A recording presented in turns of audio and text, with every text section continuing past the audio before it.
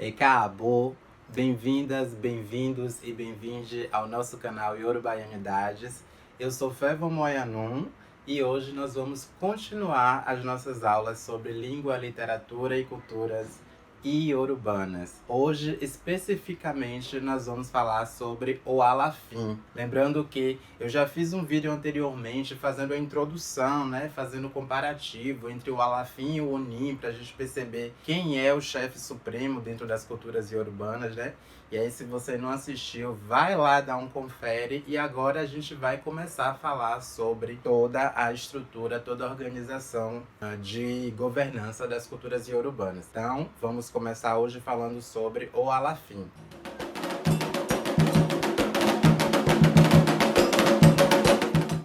Então, pessoal, antes de eu começar a nossa videoaula, eu gostaria que você que está em casa me assistindo, tá vendo aí embaixo, ó, dá um joinha no vídeo, curte o vídeo, vai lá nas nossas redes sociais, no Instagram, no Facebook, também apoia a produção do nosso conteúdo. E o mais importante de tudo, não se esqueça de se inscrever no canal e compartilhar essa informação com toda a sua família preta, com a sua escola, com os seus amigos.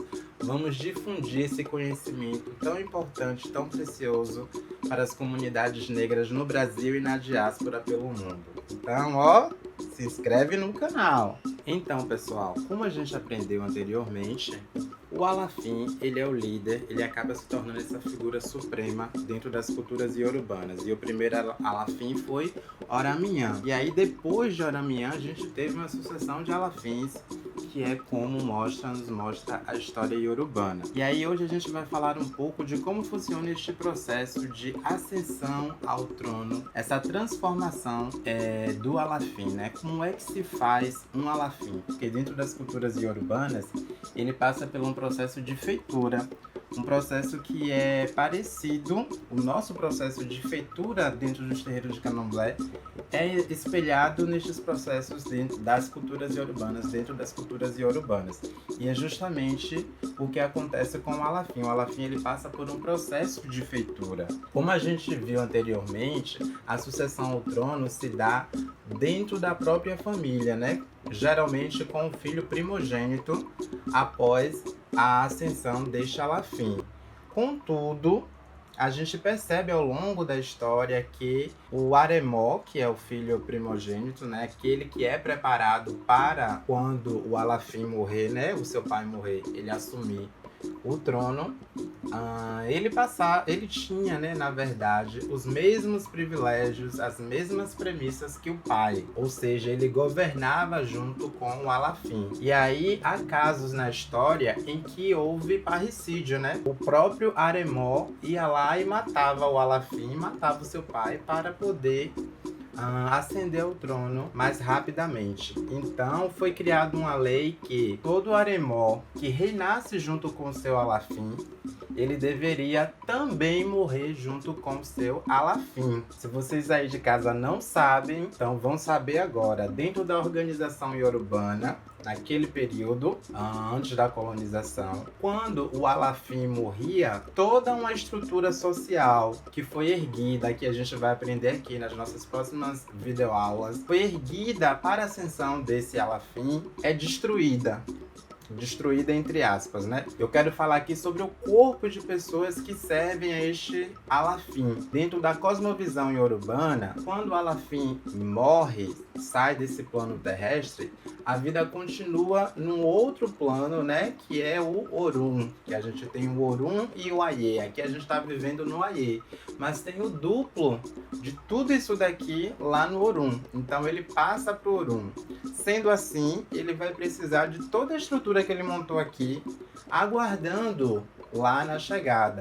Então, algumas pessoas que eu servia aqui também têm que morrer quando ele morre. Ou seja, essa pessoa vai ter que se sacrificar, ela vai ter que cometer um suicídio, que na verdade não é a ideia de suicídio, mas sim uma morte em prol do bem coletivo. É uma morte que beira outros mecanismos e não exatamente esse do suicídio, de tô cheio da vida, não quero mais viver por causa de problema social. Não é isso. Fazia parte da organização da época. Então criou-se essa lei, que o Aremó que reinasse junto com seu Alafim, ele deveria morrer também quando o rei morresse, justamente para acabar essa coisa, né, de ter Aremó matando o parricídio e ascendendo ao trono ilegitimamente. Various equipment. We want the government to provide them with fertilizers, farm. Em 1858, o Alafim Atiba, ele vai lá e acaba com essa lei para salvar o seu filho Adelu. Então, a partir dessa data, volta o Aremó a viver ali, né? Mesmo depois da morte do seu pai, mesmo depois da morte do Alafim. Porém, um novo processo de escolha se instaura dentro da comunidade, que agora não vai ser mais uma sucessão por linha de nascimento, né? Pela antiguidade, quem é o mais velho. Geralmente era assim, era o primogênito.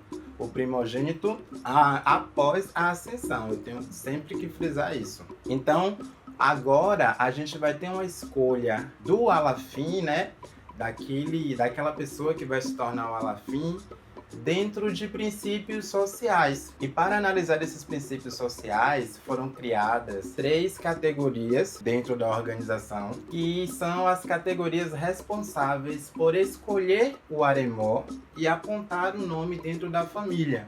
Poderia ser o mais velho, poderia ser o filho do meio, ou até mesmo o filho mais novo.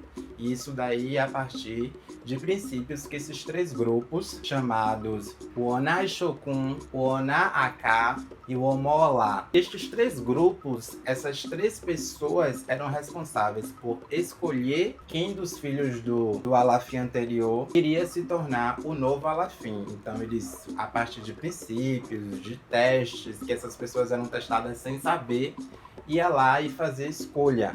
Então, apontava um nome. Porém, a coisa não acabava aí, né? Esta escolha, ela tinha que ter o aval do Bashorum.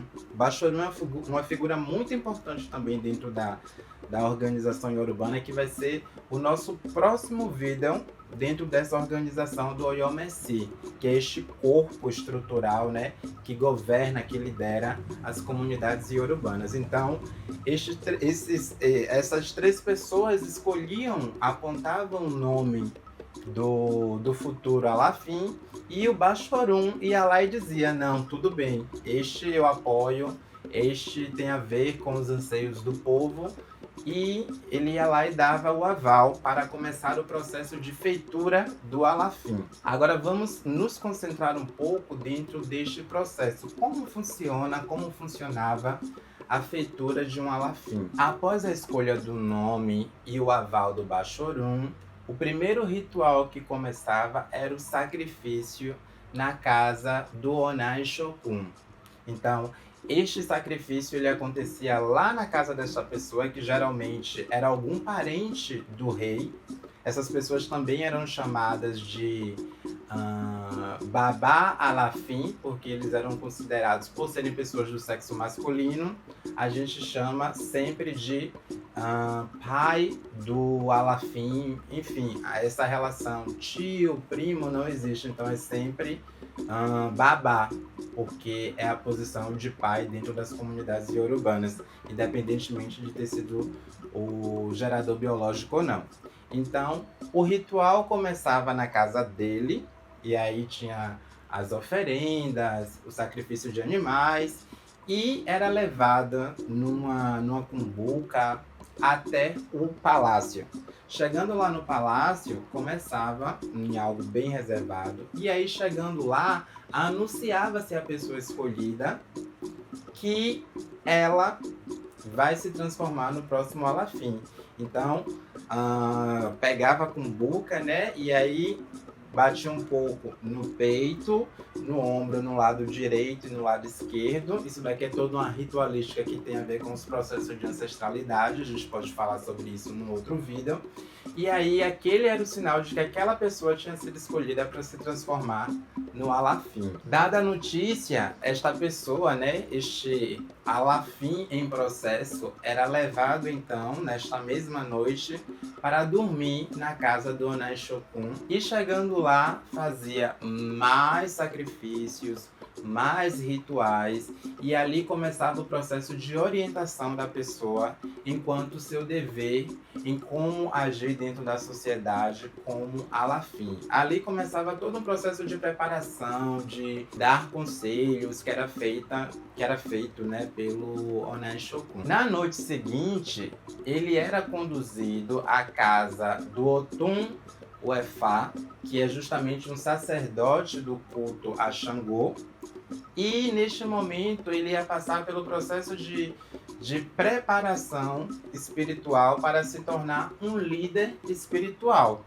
Porque percebam, o Alafim, ele não era somente um líder da parte administrativa, ele era um líder e ele era um sacerdote máximo. Então, esta parte sacerdotal de como lidar com as questões espirituais, como lidar com a organização social dos orixás, das pessoas dentro da comunidade, era feita neste momento na casa do Otun Efá, que é justamente o sacerdote do culto a Xangô, e ali ele aprendia tudo sobre a espiritualidade, como lidar, como se transformar nesse ser espiritual. Eu falei para vocês anteriormente que este é um processo de feitura, justamente porque ele vai deixar de ser um indivíduo humano e vai se transformar nessa figura humano, espiritual, social, líder, que é justamente a representação do Alafim dentro das culturas iorubanas.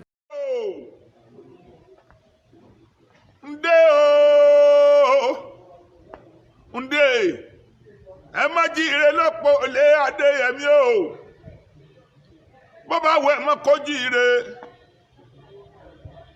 àfi ìbòjó jíire ńlẹ́sàlẹ̀, bó bá wà fi ìbòjó kó jíire.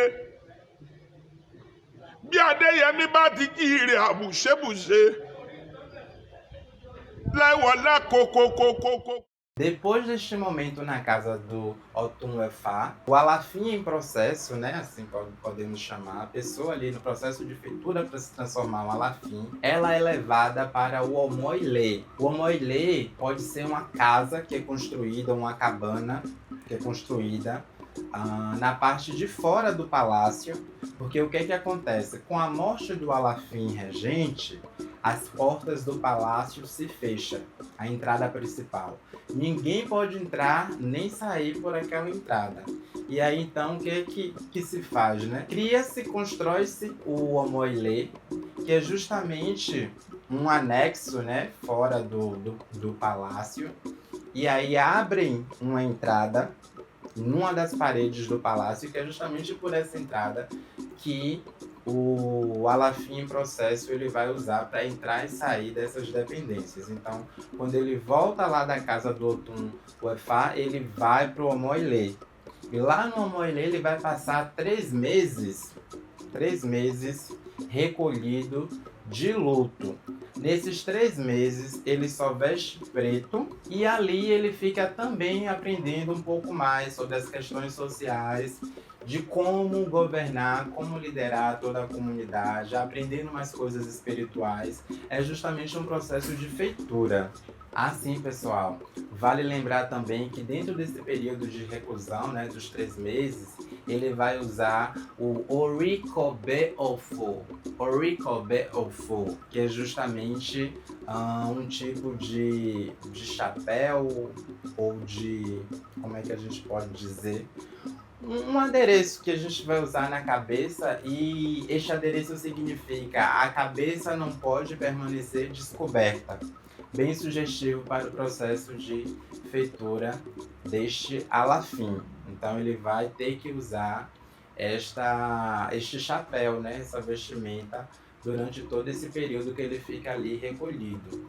Quero aproveitar também a deixa para dizer para vocês que é muito comum dentro das culturas iorubanas o uso de chapéus e de contas, aquelas contas, né, que aqui a gente chama de contas ou guias, enfim, depende aí de como você chama, em sinal de pertencer à administração pública ou pertencer a algum cargo espiritual público.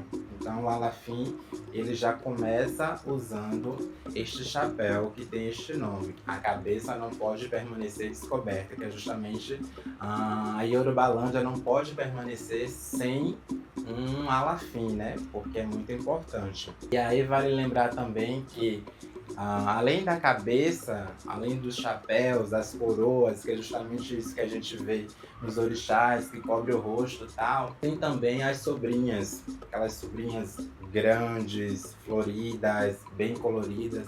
Ali é um sinal de que é uma pessoa que faz parte da administração pública. A gente precisa sempre ter isso em mente, não é uma questão de adereço, porque é bonito, porque é legal. Não, não é essa a ideia. Quanto maior for a conta, aquilo ali quer dizer que maior é a sua hierarquia dentro daquela comunidade, maior é o seu poder de tomadas de decisão dentro da comunidade. E um outro adereço que é muito interessante é o rabo de boi, o rabo de animal, que é justamente aquilo que a gente usa. A gente vê aqui alguns orixás, né, como Yansan e tal, que usa, mas aquilo ali tem um significado importante dentro das comunidades iorubanas, que é exclusivamente para os líderes espirituais ou aquelas pessoas que têm uma jornada bipartida, que trabalha na administração social, mas que também é um sacerdote. E aí por isso eles usam aquele rabo de boi ou rabo de cavalo. Rabo de boi não, porque o rabo de boi não é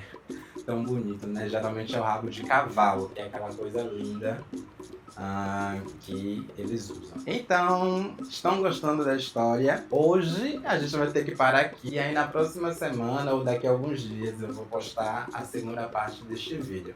Mas para eu postar, vocês têm que comentar e compartilhar bastante esse vídeo. Por hoje é só. Odabo!